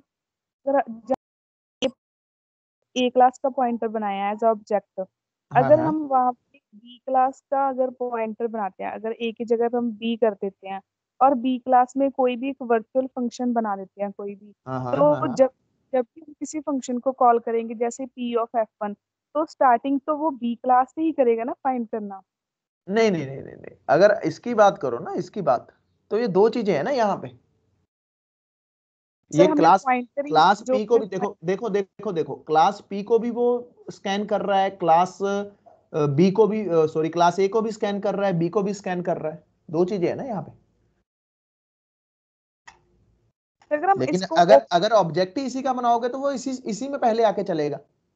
हाँ सर वो तो चलेगा अगर हम बी क्लास में कोई वर्चुअल फंक्शन क्रिएट कर दें, मतलब मैं ये पूछ रही हूँ सर कि हम्म। जैसे हमने ए क्लास का देखो, पॉइंटर अगर आप बी बनाया। क्लास में, सुनो बात सुनो, अगर आप यहाँ पे बी क्लास में कोई वर्चुअल फंक्शन, अब आप यहाँ पे वर्चुअल लिखो ना लिखो ये वर्चुअल ही है। आप यहाँ पे वर्चुअल लिखो ना लिखो ये वर्चुअल ही है। ठीक है, अब यहाँ पे लिखने का मतलब नहीं बनता इस F2 को, F2 को ऊपर लिखे वो वर्चुअल ही चलेगा पूरे थ्रू आउट दिस सिनेरियो। अब यहाँ पे लिखने का कोई मतलब नहीं बनता वर्चुअल। ठीक है, अगर आप कोई अलग फंक्शन बनाते हो वर्चुअल, लेट्स सपोज F5 या F6, है ना, वो इस क्लास का वर्चुअल है। फिर जब आगे आप इनहेरिट करोगे, जब आप आगे इस क्लास को फिर से इनहेरिट करोगे किसी और क्लास में, तो वो फिर F5 अगली क्लास के लिए वर्चुअल हो जाएगा। लेकिन यहाँ पे आप लिखो ना लिखो वो वर्चुअली इस क्लास का वो वर्चुअली है, वो इस क्लास का वर्चुअल है। लिखने का मतलब नहीं बनता, क्योंकि हमने ऊपर लिख दिया, हमने ऊपर वर्चुअली डिफाइन कर दिया, तो बार बार लिखने का वो कहता है कंपाइल। लेकिन हाँ, अब अगर आप नया वर्चुअल फंक्शन बनाते हो, वर्चुअल F7 या F8 कुछ भी, तो वो इस क्लास का वर्चुअल है। तो जब आप आगे इसको इनहेरिट कर रहे हो, मान के चलो आगे एक क्लास और है, क्लास डी, पब्लिकली जो इनहेरिट कर रही है क्लास सी को, ठीक है, तो वो ये वर्चुअल इसके अंदर चला गया। बाकी ऊपर से भी तो आएंगे ना सारे वर्चुअल, ऊपर से भी नीचे आएंगे सारे वर्चुअल, प्लस इसके अंदर ये स्पेशल इसका वर्चुअल आ जाएगा। तो ये है। ठीक है जी। सर मतलब कि हम लोग सब किसी भी बेस क्लास में वर्चुअल लिखते हैं सर, ड्राइव हाँ, में नहीं नॉर्मली लिखते। हम बेस क्लास में वर्चुअल लिखते हैं, नॉर्मली तो हम बेस क्लास में ही वर्चुअल लिखते हैं। तो ये बेस आएगी ना आगे उसके लिए, डी के लिए। यस, हाँ जी, हाँ जी सर। मैम बेस क्लास में लिखने का रीजन यही होता है कि वो फिर पहले आपकी आवाज कट गई, आपकी आवाज कट गई, आपकी नीचे नीचे चेक करेगा। आवाज ही कट गई आपकी, समझ नहीं आया क्या बोले। सर मैंने यही कहा, तो इसीलिए हम उसको बेस में करते हैं क्योंकि हम नीचे एक और डेफिनेशन देना हाँ चाहते जी, हैं हाँ जी, हाँ जी, उसके बिल्कुल लिए। बिल्कुल बिल्कुल बिल्कुल बिल्कुल बिल्कुल। अभी मैं आपको एक सर एग्जांपल दिखाता हूँ, बड़ी एग्जांपल क्या दिखाता हूँ, तो आपको थोड़ा सा और पिक्चर क्लियर हो जाएगी। आपको एक बड़ी एग्जांपल दिखाता हूँ, तो इसमें से आपको एक पिक्चर थोड़ी सी और क्लियर हो जाएगी। ठीक है, रियल टाइम था, थोड़ा सा यूज केस सा देखते हैं इसका छोटा सा, तो पिक्चर थोड़ी और क्लियर हो जाएगी। हाँ जी, अगर कोई और क्वेश्चन है तो यू कैन आस्क मी। ठीक है, तो ये थोड़ा सा मैंने आपको दिखाया है कि वो बैकएंड पे काम कैसे कर रहा है। ठीक है, बैकएंड पे उसका वर्किंग मेथडोलॉजी क्या है, कि वर्चुअल फंक्शन एक्चुअल में काम कैसे हो रहे हैं। ठीक है, आई होप कि आपको ये अच्छा लगा होगा, और कुछ चीजें आपको जो आपके डाउट्स हैं वो आपको क्लियर होने में काफी हेल्प हुई होगी। ठीक है, अब मैं थोड़ा सा आगे बढ़ रहा हूँ, तो अभी हम इसकी एक छोटा सा यूज केस सा देखते हैं। ठीक है, तो ये मैंने नेट से ही उठाई हुई एग्जांपल, इवन बाला गुरुस्वामी में शायद ये एग्जांपल है, मैंने वहीं से पिक की है एग्जांपल, अच्छी एग्जांपल है। तो ये जो लेकिन जो पिछला कॉन्सेप्ट है वो शायद आपको बुक्स में ना मिले। ठीक है, ये एक मेरी मीडिया नाम की बेस क्लास है। ठीक है, अब मीडिया के अंदर दो उसकी एक तो ये बुक क्लास है, ठीक है, जो उसको इनहेरिट कर रही है, और एक उसकी टेप क्लास है, ठीक है, जो इनहेरिट कर रही है मीडिया को। अब देखो, बुक है और टेप है, दो अलग अलग क्लासेस हैं जिनके लिए बेस क्लास क्या है, मीडिया है। ठीक है जी, बेस क्लास क्या है, मीडिया है। और दो ये जो इनहेरिटेंस हो रही है ये कौन सी हो रही है, हाँ जी कौन सी हो रही है ये, हाँ जी कौन सी हो रही है,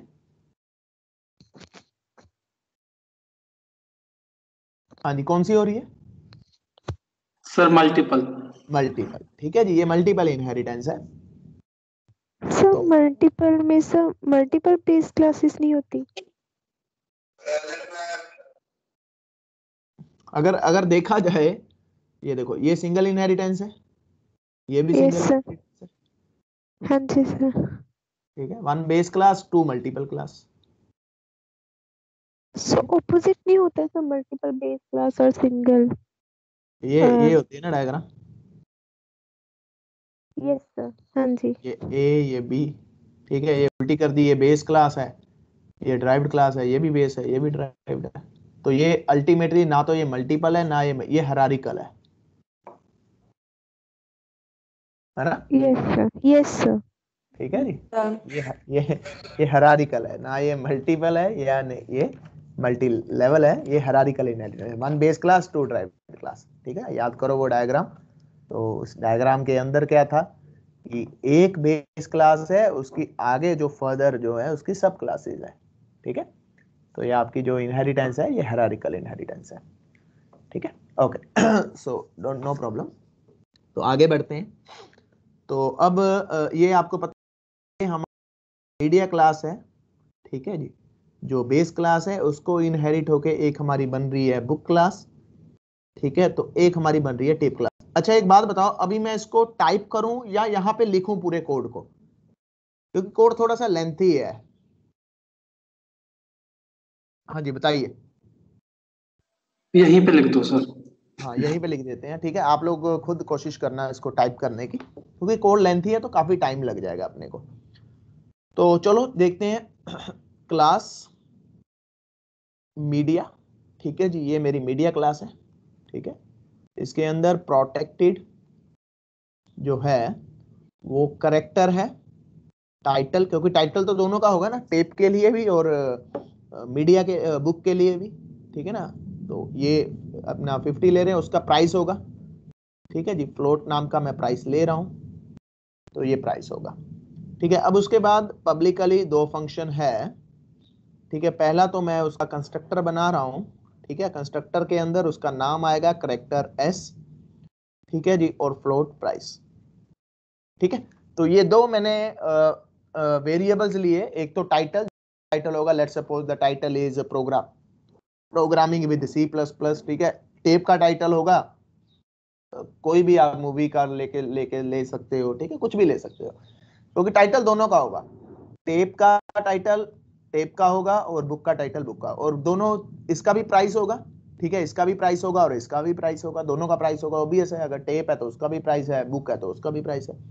तो दो दो चीजें इसके अंदर है, नेम और आपका जो है that is the price, okay. So ये मैं मीडिया क्लास का कंस्ट्रक्टर बनाया। तो अब मैं क्या कर रहा हूं, strcpy स्ट्रिंग कॉपी कर रहा हूं, किसके अंदर, कहता टाइटल के अंदर, ठीक है। टाइटल के अंदर क्या कॉपी करना है, जो भी आप नाम दे रहे हो, तो वो नाम आपने कॉपी कर दिया, ठीक है, असाइन कर दिया सिंपली। प्राइस के अंदर आपने ए असाइन कर दिया, वेरी गुड। तो यानी कि जो भी प्राइस उधर से आएगा इसके कंस्ट्रक्टर में वो इसमें चला जाएगा, जो भी टाइटल आएगा वो इसमें चला जाएगा। अब टाइटल और प्राइस दोनों के लिए सेम है, ठीक है जी।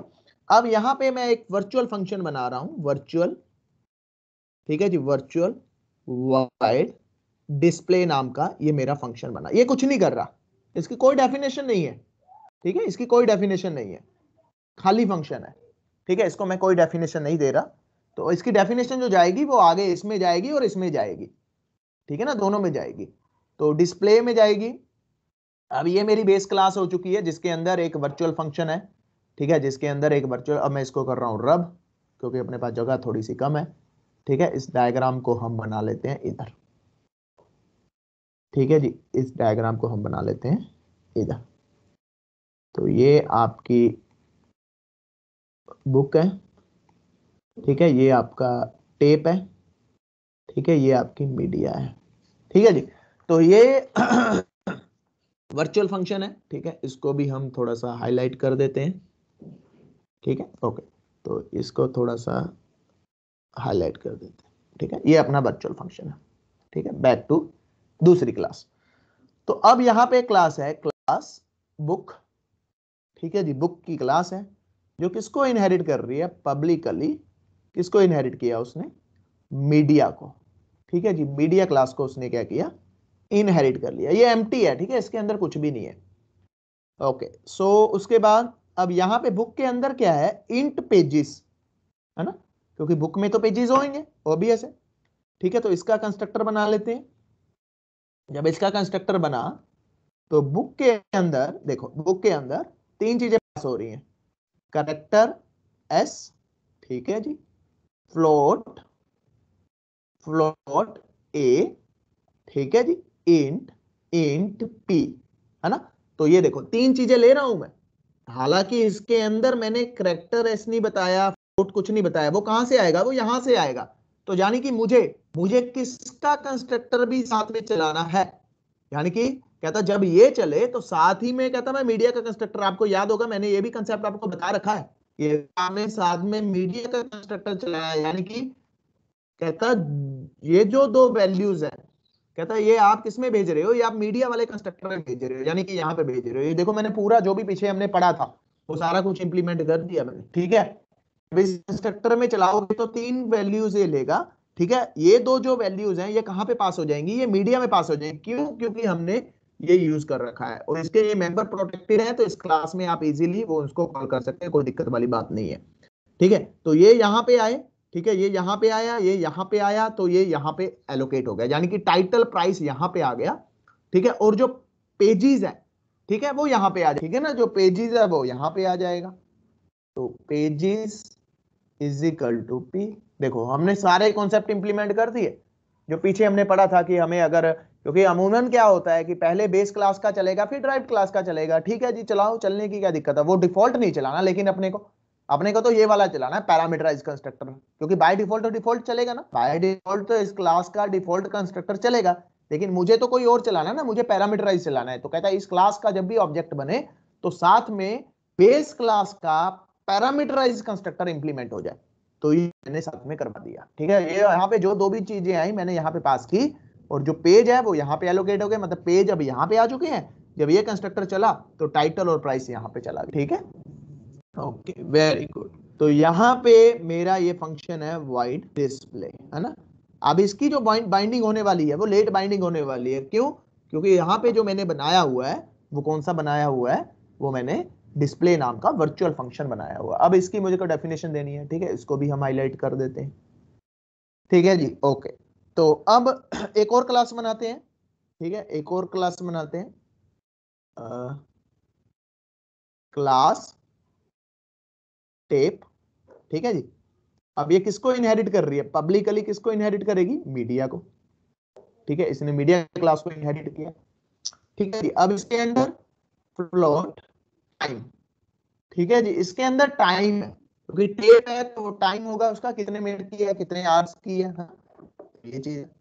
तो इसके अंदर भी कंस्ट्रक्टर है पब्लिक, ठीक है, पब्लिक टेप, ठीक है जी, पब्लिक टेप, कैरेक्टर एस वही नेम होगा, ठीक है, फ्लोट प्राइस होगा, ठीक है जी, और यहाँ पे टाइम है, क्योंकि पेज नहीं है, यहाँ पे पेजेस है तो यहाँ पे टाइम है, ठीक है जी, टाइम। और कौन सा चला रहा हूँ साथ में, अगेन मैं मीडिया का, चाहे इसका ऑब्जेक्ट बनाओ चाहे इसका ऑब्जेक्ट बनाओ, ठीक है। इसके कंस्ट्रक्टर में पास करोगे तब भी मीडिया चलेगा, इसके कंस्ट्रक्टर में पास करोगे तब भी मीडिया तो चलेगा, क्योंकि बेस क्लास है, क्योंकि बेस यही, ठीक है जी। ओके, तो यहाँ पे टाइम आ गया, टाइम को मैंने में एलोकेट कर दिया, ठीक है। अब इसके अंदर भी देखो डिस्प्ले, ये भी वर्चुअल है, क्योंकि ये इस क्लास को इनहेरिट कर रहा है, तो इसमें जो वर्चुअल है वो इसमें भी वर्चुअल है, जो इसमें वर्चुअल है इसमें भी वर्चुअल है, ठीक है जी। ओके, तो ये मेरी क्लास बन चुकी है, ठीक है जी, ये मेरी क्लास बन चुकी है, यानी कि एक क्लास, दो क्लास, तीन क्लास, ठीक है। तो अब डेफिनेशन किसको देनी है मेरे को, इस वर्चुअल और इसको, ठीक है। ओके, तो देखते हैं अब हमें क्या करना है आगे। तो मैं इनकी डेफिनेशन यहाँ पे दे रहा हूँ, ठीक है, क्योंकि जगह कम है, कोड थोड़ा सा लेंथी है। तो यहाँ पे मैंने सबसे पहले क्या किया, स्कोप रेजोल्यूशन ऑपरेटर, है ना, जो बुक वाला है, वाइड बुक, जो बुक वाला डिस्प्ले है, कहता सबसे पहले उसकी डेफिनेशन दो। जब मैंने उसकी डेफिनेशन दी तो मैंने सबसे पहले क्या करवाया, सी आउट ऑफ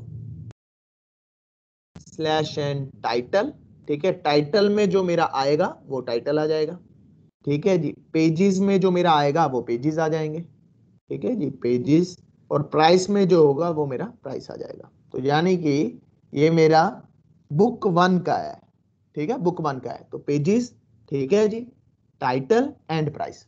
सेम मैंने ऐसे ही बना दिया, वाइट, ठीक है जी, टेप, उसके अंदर डिस्प्ले, ठीक है। तो इसके अंदर भी कहता मैंने क्या किया, टाइटल, प्राइस, ठीक है, और टाइम, क्योंकि इसमें 3 है, ठीक है ना।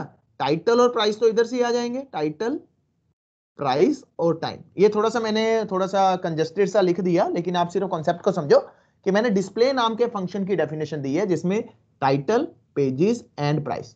पेजेस इधर से आएंगे, टाइटल और प्राइस तो देखो सेम है ना, वो यहां से आएगा।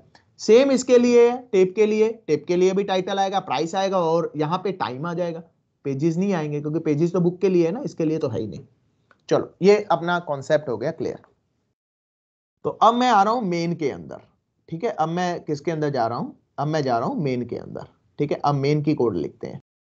तो ये मेरी क्लासेस तैयार हो चुकी हैं, ठीक है। अब मैं जा रहा हूं मेन के अंदर, ठीक है। तो मैं मेन के अंदर आया। अब बात करते हैं मेन के अंदर। तो मैंने क्या किया, करेक्टर, ठीक है जी, एस्टिक साइन ऑफ टाइटल, ठीक है जी, is equal to new character, ठीक है जी, न्यू करेक्टर 30। तो ये मैंने टाइटल ले लिया, ठीक है जी। यहां पे मैंने लिया फ्लोट, प्राइस और टाइम, ठीक है जी, कितने टाइम का है, कितने प्राइस का, ये 2 वेरिएबल्स लिए नॉर्मल। तो अब उसके बाद आप बुक की डिटेल भरो, बुक डिटेल्स, ठीक है। सी इन ऑफ टाइटल किया आपने, ठीक है जी। उसके बाद आपने प्राइस किया, ठीक है जी। उसके बाद आपने पेजेस किए, ठीक है ना। तो ये 3 चीजें भरी, ठीक है। अब देखते हैं, अब मैंने 3 चीजें ले ली, यानी कि वेरिएबल में टाइटल आ गया, ठीक है, बुक के लिए, प्राइस आ गया, ठीक है, उसके पेजेस आ गए, यानी कि 3 चीजें मैंने ले ली। अब मैं कंस्ट्रक्टर किसका बना रहा हूं, ये देखो, बुक ऑफ बुक 1, ठीक है ना। तो इसके अंदर मैंने पास कर दिया टाइटल, ठीक है जी। सबसे पहले मैंने क्या पास किया, टाइटल पास किया, ठीक है जी। फिर मैंने ये देखो, फिर मैंने क्या पास किया, मैंने उसका प्राइस पास कर दिया, ठीक है। फॉर एग्जांपल टाइटल है, थोड़ा लिख ही लेते हैं, टाइटल है अपना C++, ठीक है, C++ टाइटल पास कर दिया, ठीक है। उसके बाद इसका प्राइस पास कर दिया, मान के चलो 300 रुपये इसका प्राइस है, ठीक है। पेजेस हैं, ठीक है, 420 इसके पेजेस हैं, ठीक है जी। तो ये बुक की डिटेल में जा चुकी है उसके कंस्ट्रक्टर के अंदर। सेम मैंने टेप के लिए भी किया, ठीक है जी, टेप ऑफ, ठीक है जी, टेप ऑफ टेप 1। तो ये मैंने टेप 1 के लिए किया। तो यहां पे भी मैंने टाइटल डाला, ठीक है। अब टाइटल में टेप 1 का टाइटल है, तो आप डाल दो कौन सा आपका फेवरेट सिंगर है। आजकल तो सिद्धू मूसेवाला हिट है ना, तो सिद्धू मूसेवाला इसका टाइटल है, ठीक है। इसका जो प्राइस है वो मान के चलो 500 रुपये है, ठीक है, क्योंकि बुक्स की कीमत कम ही होती है। और उसकी जो ड्यूरेशन है, टाइम है, वो 15 मिनट और 5 सेकंड है, ठीक है। तो ये मैंने दे दिया टेप के अंदर, ये मैंने दे दिया बुक के अंदर, ठीक है। ये 2 चीजें दे दी। तो अब ऑटोमेटिकली आपको पता है कि कोडिंग क्या हो रही है। अब उसके बाद आगे बढ़ते हैं, ठीक है, ये 2 चीजें हैं। अब उसके बाद आगे बढ़ते हैं। तो मैंने क्या किया, मीडिया का, है ना, मीडिया का ऑब्जेक्ट बनाया, ठीक है, लिस्ट ऑफ 2, यानी कि मीडिया का ऑब्जेक्ट बनाया, 2 ऑब्जेक्ट बनाए, एक तो 0 ऑब्जेक्ट है, एक तो 1 ऑब्जेक्ट है, ठीक है ना। 2 ऑब्जेक्ट बना दिए, यानी कि इसका ऐसा काम कर लेते हैं, ये आपको पता ही है ना, ये मैंने डिस्कस कर चुका हूं, एरे ऑफ ऑब्जेक्ट, ठीक है। तो ऑब्जेक्ट ऑफ 2 कर लेते हैं। तो यानी कि ये ऑब्जेक्ट 0 बना, ठीक है जी, ये ऑब्जेक्ट 1 बना, ये 2 ऑब्जेक्ट्स बने। अब जो 0 ऑब्जेक्ट है उसके अंदर मैंने क्या कर दिया, obj0 के अंदर मैंने क्या डाल दिया, एड्रेस ऑफ बुक 1 जो ऊपर बनाया था इसका, ठीक है। obj2 के अंदर 1 के अंदर मैंने क्या डाल दिया, M% ऑफ टेप 1। तो ये वही काम हमने कर दिया। देखो देखो, अब आपको पता लगा होगा कि रियल टाइम यूसेज क्या है उसका। 2 अलग अलग ऑब्जेक्ट बनाए, ठीक है, दोनों में फंक्शन एक रखा, डिस्प्ले बेस क्लास के अंदर, लेकिन यहां पे जब डिस्प्ले चलेगा तो कुछ और चलेगा, यहां पे जब डिस्प्ले चलेगा तो कुछ और चलेगा, ठीक है। I think now the picture is more clear to you guys. तो ये मैंने किया, ठीक है, ऑब्जेक्ट 0 बनाया, ऑब्जेक्ट 1 बनाया, ऑब्जेक्ट 0 के अंदर जो एड्रेस डाल दिया वो बुक 1 का डाल दिया, यानी कि ये वाली इंफॉर्मेशन, और जो टेप के लिए, यानी कि आधार किसको मानेगा? अब जब चलेगा ये, ठीक है ना, जब ये चलेगा तो देखो जो आधार मानेगा वो इसको मानेगा, इस केस में तो मानेगा, इस केस में किसको मानेगा आधार? इस केस में ये बुक वाले को आधार मानेगा, ठीक है। इस केस में किसको मानेगा? इस केस में टेप वाले को आधार मानेगा। तो देखो ना आपका काम कितना आसान हो गया। एक फंक्शन बना लिया, ऊपर आपने वर्चुअल और उसकी डेफिनेशन आपने नीचे दे दी, और ये तो आधार इसी को मान के चलेगा, क्योंकि नॉर्मल है तो ये इसी को आधार मानेगा, ठीक है ना, ये मीडिया है तो इसी को आधार मानेगा। ओके, तो अब मैं चला रहा हूं, अब जब मैंने चलाया object of zero of display, ठीक है, object of zero dot display, ठीक है जी, object of one of display, तो यानी कि अब देखो, यानी कि हुआ क्या, यहां पे जो इंफॉर्मेशन आई है, फंक्शन नेम सेम है, ऑब्जेक्ट जीरो में जो इंफॉर्मेशन पड़ी है, कहता वो किसका है? कहता वो मीडिया क्लास का ऑब्जेक्ट है, लेकिन उसमें जो इंफॉर्मेशन पड़ी है वो बुक क्लास की इंफॉर्मेशन पड़ी है, और यहां पे जो ऑब्जेक्ट वन है उसके अंदर जो इंफॉर्मेशन पड़ी है वो टेप क्लास की इंफॉर्मेशन पड़ी है, यानी कि टेप क्लास का ऑब्जेक्ट है। इस ऑब्जेक्ट के अंदर टेप क्लास का ऑब्जेक्ट है, इस एड्रेस के अंदर कहता बुक नाम का ऑब्जेक्ट है। तो कहता दोनों के अंदर एक फंक्शन है डिस्प्ले फंक्शन, लेकिन उनकी जो डेफिनेशन है वो रन टाइम पे बदल रही है। कहता जब मैं इसको चला रहा हूं तो वहां पे जो डेफिनेशन मिल रही है, कहता वो बुक की मिल रही है। कहता जब मैं इसको चला रहा हूं वहां पे जो डेफिनेशन मिल रही है, कहता वो टेप की मिल रही है। तो ये पूरे का पूरा सिनेरियो है, how you can use in time this function overloading, okay sorry overriding with the concept of the virtual function. ठीक है, देखो मीडिया का ऑब्जेक्ट बना, दो ऑब्जेक्ट बना दिए, मीडिया के बनाए हैं मैंने। अब आपको पता लग गया होगा कि सर हम क्यों करते हैं ऐसा, हम यहां पे करते हैं ऐसा क्योंकि बेस क्लास मेरी ये है, लेकिन रन टाइम पे कहता बेस, क्योंकि ये दो चीजें तो दोनों के लिए सेम है ना, ये दो चीजें दोनों के लिए सेम है, लेकिन बुक के लिए इंफॉर्मेशन थोड़ी सी अलग आ रही है, लेकिन टेप के लिए भी इंफॉर्मेशन थोड़ी सी अलग आ रही है, लेकिन दो इंफॉर्मेशन तो इसके लिए भी सेम है, इसके लिए भी सेम है। अब क्या, जब इसके लिए जब मेरे को चलाना है, कहता जब इसके लिए मेरे को चलाना है तो कहता पेजेस को प्रिंट करना है, कहता जब इसके लिए चलाना है तो कहता मेरे को टाइम के लिए प्रिंट करना है, लेकिन दोनों में जो फंक्शन है वो तो फंक्शन तो डिस्प्ले ही है, लेकिन दोनों की जो डेफिनेशन है कहता वो रन टाइम पे चेंज हो रही है, दोनों की जो डेफिनेशन है वो रन टाइम पे चेंज हो रही है। तो ये कॉन्सेप्ट है, ये कॉन्सेप्ट है वर्चुअल का। अब इसके बाद एक छोटा सा और कॉन्सेप्ट निकल के आता है, प्योर वर्चुअल फंक्शन। तो कहता है ये देखो ये फंक्शन कुछ नहीं कर रहा, ये फंक्शन कुछ नहीं कर रहा। कहता जब ये फंक्शन कुछ नहीं कर रहा होता तो कहता इसको हम बोलते हैं डू नथिंग फंक्शन। ओके, कहता डू नथिंग फंक्शन क्या है, कहता rather than to describe this, आप सिंपल ऐसा लिख दो, वर्चुअल वाइड डिस्प्ले जीरो। तो ये क्या बन गया, ये प्योर वर्चुअल फंक्शन बन गया, बस ये प्योर वर्चुअल। कहता अब आप अगर इसको ऐसे लिख दोगे ना, यहां पे इक्वल टू जीरो कर दो, बस बात खत्म। तो कहता है ये प्योर वर्चुअल फंक्शन बन गया। कहता pure virtual function that do nothing function, यानी कि कुछ नहीं करता। ठीक है जी, अब एक कॉन्सेप्ट और क्लियर हो जाता है इससे, एक कॉन्सेप्ट और क्लियर हो जाता है। कहता if class contain pure virtual function such classes are called as the abstract base class. That's it, that's it। लो जी, बात ही खत्म होगी। कहता है एब्स्ट्रैक्ट क्लासेस कौन सी होती हैं, कहता जो क्लासेस कहता क्या करती हैं, प्योर वर्चुअल फंक्शन को कंटेन करती हैं, कहता उन क्लासेस को एब्स्ट्रैक्ट क्लासेस बोलते हैं। देखो तीन चार कॉन्सेप्ट क्लियर हो गए इसी में, virtual function, pure virtual function, abstract classes, बात खत्म। क्योंकि नॉर्मल जब हम बनाते हैं तो हम वर्चुअल फंक्शन से एब्स्ट्रैक्ट क्लासेस बनाते हैं।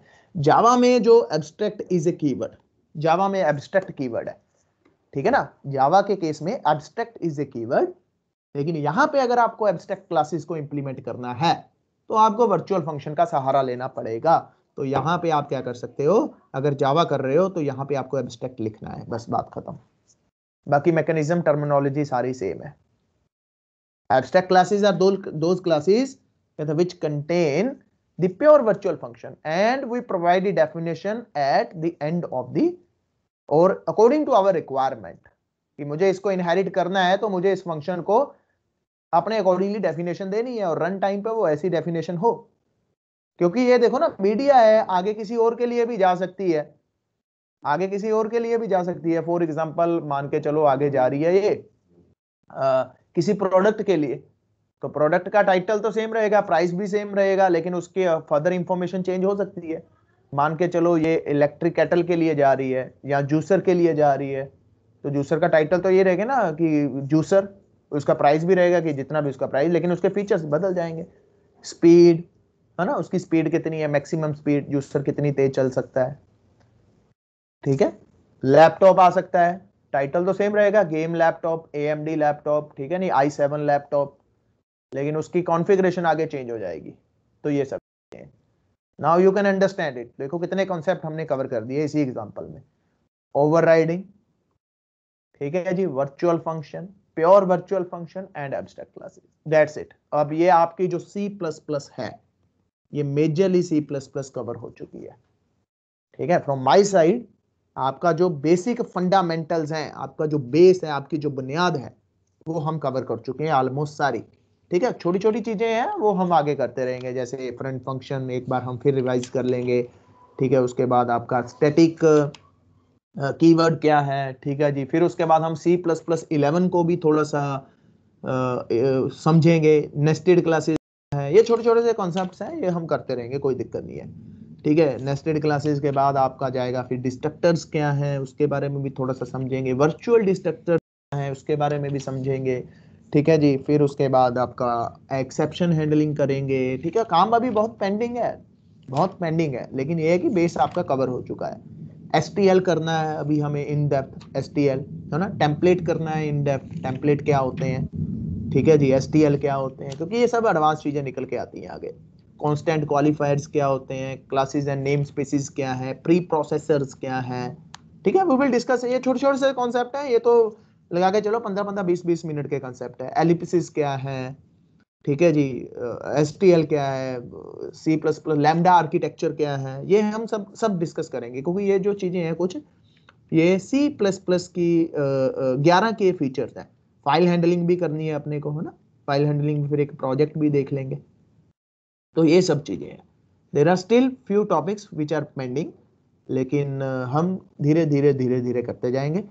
तो अप्रोक्सीमेटली लगा के चलो कि 15 दिन का काम हो रहा है आपका, तो ये आपकी C++ आपकी पूरी कवर हो जाएगी, और फिर उसके बाद हम आगे मूव कर जाएंगे एडवांस चीज़ों के ऊपर, ठीक है। अगर आपको वो करनी होगी तो आप मुझे बता देना, ठीक है जी। आपका हडूप के बारे में आपको बता दूंगा सारा क्या है, ठीक है जी। क्लाउड कंप्यूटिंग के बारे में बता दूंगा, तो एक तो इनके प्रैक्टिकल्स भी देख लेंगे, ठीक है जी। अगर अभी के लिए आपका कोई क्वेश्चन है तो you can ask me before closing this session. हाँ जी, अगर आपका कोई क्वेश्चन है तो यू कैन आस्क मी।